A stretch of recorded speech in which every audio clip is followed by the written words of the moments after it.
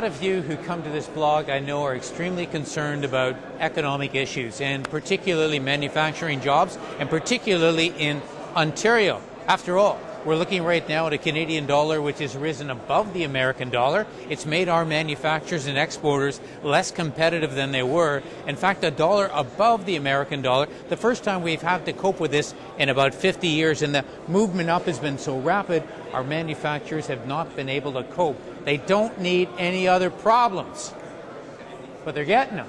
And this government now is about to deliver one of the most major problems that a lot of our manufacturers could ever think of, and that is an impossibility of dealing with another foreign competitor. This one is North Korea. I'm here with the Liberal Labour critic, Judy Sgro. And Judy, it appears that this government is hell-bent to sign a free trade agreement with North Korea, and I know that frightens a lot of people, particularly in our manufacturing sector. Why? Explain why this is a bad deal, potentially. Well, I'll try and put it in simple terms as possible. First, 400 cars come from Korea into Canada, and we, if we're lucky, manage to get one delivered over there. You know, you can talk agreements all you like, but every time you turn around, the South Korean government are putting some other blockage in our way. They change a slight regulation. That means it prevents our vehicles from being unloaded at the dock, and they have to sit there. Once those cars sit there for 12 months, they're no longer any good to sell anywhere. So it's a constant game that they're playing of not having our cars there, but wanting more and more access to our markets here. Our auto industry is clearly suffering from a variety of these deals that have been on the table, and I understand the minister is very close to signing an agreement with South Korea within the next couple of weeks that is clearly going to damage the auto industry, which is an industry so very, very important to all of Canada, but especially to Ontario. All right, two questions. Why on earth would the government be going to sign a contract that seems to be so lopsided? And secondly, don't we as members of Parliament representing Canadians, don't we have to approve this, Judy? I'd like to think so. So on both those questions, we've clearly asked for there to be a debate, and I'm going to continue the pressure. I have a private member's motion asking and calling for a debate in the House on this very deal before it is signed, and an opportunity to talk about all the jobs that we're losing, the manufacturing jobs here in Canada. But second, President Bush has already signed a deal with South Korea, which again has been putting pressure on Canada to get the same kind of a deal signed.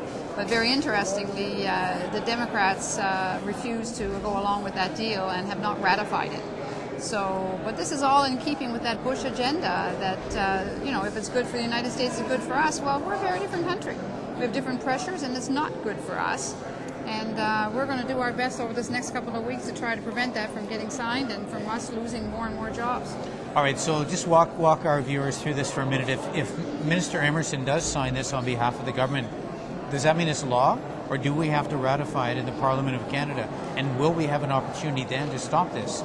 Well, we're certainly going to try to fight them on it, to insist that they bring this bill to the House. He's indicated that he may. It's not a normal thing, apparently, so we can't force him to do it, but we're going to keep up the public pressure. And actually, I'm hoping that Mr. Emerson will realize that this is not a good thing for Canada and pull back. But I've been putting the pressure on him now for about 6 months, and he continues to say that it's time we had a free trade deal, so whether it's good or bad, we want to get it done. And that's not an answer to me. What can people do? What can voters or citizens or taxpayers or union members or people who are worried about this, can they contact you, or is there anything these folks can do to express themselves? Clearly, they can be contacting me in my Ottawa office here at 613-992-7774. They can be calling all of their Conservative people that they know, send letters to the Prime Minister, and bombard them all with letters and phone calls. Until this is proven to be a good deal for Canada and for Canadians, we shouldn't be signing it, and pleaded the Minister not sign it until we've had a full debate in the House of Commons. Okay, Judy, thank you very much. By the way, if you do want to send an email to the Prime Minister, you can get him directly at this. Remember it's pm@pm.gc.ca. And Bruce, you'll put that on the screen for us. pm@pm.gc.ca, and Judy's phone number will be there as well. Do something, folks. If you're concerned about this is your country. It's your job. It's your factory. It's our life together. Thank you for watching MPtv.